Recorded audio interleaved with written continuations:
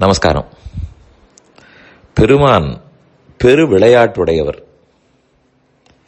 கம்பர் சொல்லும்போது அலகிலா விளையாட்டுடை ஆரவர் தலைவர் அன்னவர் கேசரண்ணாங்களேன்னு பாடினார்.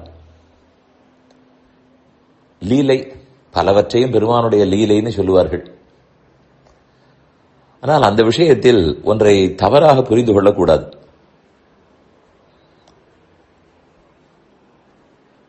அவர் லீலை உள்ளவர்தான். பலவற்றையும் லீலையாக செய்பவர், அவலீலையாக செய்பவர். உலகத்தை படைப்பதே அவருக்கு லீலை, காப்பது லீலை, சின்னதிலேருந்து பெரியது வரை அவருக்கு லீலை. ஆனால் அதில் கூடவே ஒன்றை சேர்த்து விடுவோம். நான் படும் கஷ்டமெல்லாம் அவருக்கு லீலை.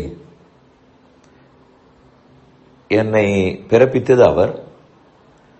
நான் படும் துன்ப இன்பங்கள் எல்லாம் அவருடைய லீலை. அதை நான் ஒத்துக்கொள்ளுகிறேன் வேற சொல்லுவோம். இங்குதான் சற்று திருத்தம். என் துன்பங்களோ இன்பங்களோ அவருடைய லீலை எல்லாம் இல்லை. அவர் எதுக்கு ஒருத்தருக்கு துன்பம் கொடுக்க போகிறார்? என்னுடைய கர்மங்கள் என் துன்பத்துக்கு காரணம். அந்த கர்மங்களின்படி நான் இன்ப துன்பங்களை அனுபவிக்கிறேனா என்று அவர் பார்க்கிறார். அவர் அதை உறுதி செய்து கொள்கிறார்.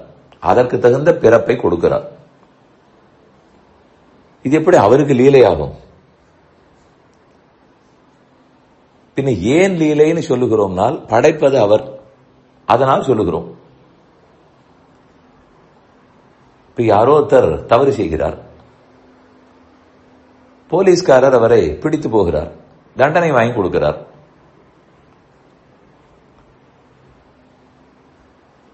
ஆனால் நம்ம பார்க்கும்போது போலீஸ்காரர் பிடித்து போனார், நீதிமன்றம் தண்டனை வழங்கிற்று, இதைத்தான் சொல்லுவார்களே தவிர குற்றவாளி செய்த குற்றத்துக்கு தண்டனை பெற்றார், இதை தலைப்புச் செய்தியாக போடுவார்களா? குற்றவாளிக்கு இந்த தண்டனை கொடுக்கப்பட்டதுங்கிறதுதான் தலைப்புச் செய்தி. செய்த தவறு எதுவோ அதுக்கு தண்டனை பெற்றார் என்று செய்தி வராது. ஆனால் உண்மை அதுதான். தண்டனை கொடுத்தவர் நீதிபதியாக இருக்கட்டும், போலீஸாக இருக்கட்டும், இவர் செய்த குற்றத்துக்கு இவர் பெற்றார். அதுபோலத்தான் பெருமானுக்கும் நான் படுமவையெல்லாம் அவருடைய லீலையால் அல்ல. அதுல கூடவே ஒரு கேள்வி வரும். சில குற்றங்களை எல்லாம், சில தண்டனைகளை இல்லைன்னு வைத்து விட்டால் என்ன?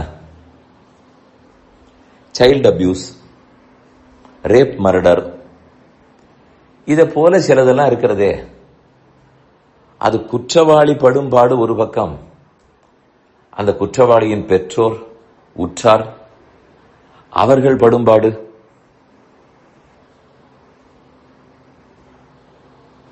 வாஸ்தவம். ஆனால் மற்றொரு கோணம் இருக்கிறது. இந்தந்த குற்றத்துக்குண்டான தண்டனை கடுமையாக இருக்க வேண்டும். இதில் அவர் என்ன நினைக்க தோணும் என்றால், இந்த குற்றத்தை புரிந்தவனுக்கு தண்டனை கிடைக்கப் போகிறது, அது கூட ஒரு புறம்.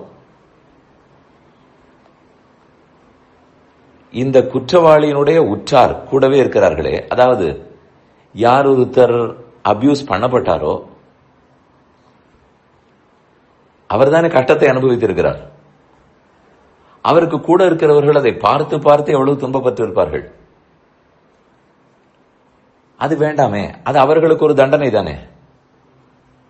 நம் உறவு அவர் படுவதை பார்த்து நாம் படுவது நமக்கே ஒரு தண்டனை. அந்த தண்டனை கொடுக்க வேண்டுமானால் கையில் அடிபடட்டும், வியாதிப்படுத்தட்டும், குட்டு விடட்டும், கடன் தொல்லை இருக்கட்டும், இந்த தண்டனையெல்லாம் இருந்து விட்டு போகட்டும். இந்த கொடுமையான ஒரு சில குற்றங்கள், அதை பார்த்து நாம் வருத்தப்படும் தண்டனை வேண்டுமா? இதை பெருமான் நீக்கி விடலாமேன்னு தோணும்.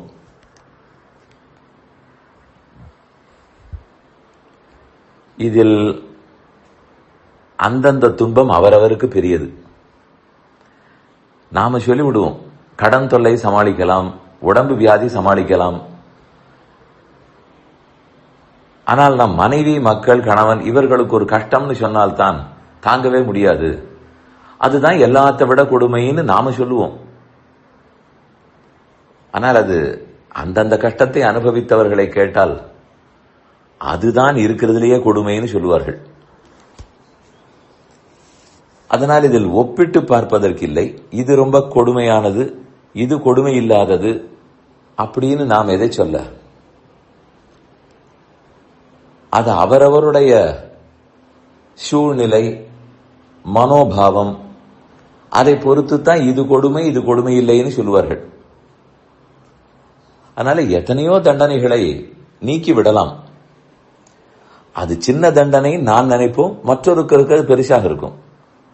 நாம பெரியதுன்னு நினைப்போம், மற்றொருத்தருக்கு அது சின்னதாக இருக்கும். நமக்கு சின்னதாக ஒரு கீறல் விழுமானால் சின்னது, அதே நம் வீட்டு குழந்தைக்கு அந்த கீறல் விழுமானால் பெரியது. அதனால் தான் சொல்ல வந்தேன், அந்தந்த தண்டனை அவரவருக்கு. அதை கண்டு திருந்துகிறோமா என்பதற்குத்தான் அந்த தண்டனை இருக்கிறது. ஆனால் இது எல்லாமே பெருமானுடைய லீலை. இல்லை, என் கர்மத்தாலே நான் படுகிறேன். பின்ன ஏன் அவர் லீலைன்னு சொல்லுகிறோம்? அவரோ ஆனந்தமயன், எதை கண்டும் கலங்க மாட்டார், எப்போதும் ஆனந்தமாகத்தான் இருப்பார். அது பிரம்மத்துக்கு சொரூபம். அப்படி இருக்கும்போது நான் சரியாக பண்ணினால் சந்தோஷப்படுவார். நான் தவறாக செய்தேன் என்றால், இவ்வளவு சொல்லிக் கொடுத்தும் தப்பு பண்ணுகிறாளே முட்டாள் என்று நினைத்து கேலியாக சிரிப்பார். அந்த தவறு எப்படி திருத்தப்படலாம்னு பார்ப்பார். இந்த மொத்தத்தை தான் அவருடைய லீலைன்னு சொல்லுகிறோமே தவிர, அவர் எதற்கு விளையாடி என்னை துன்பப்பட வைக்க போகிறார்?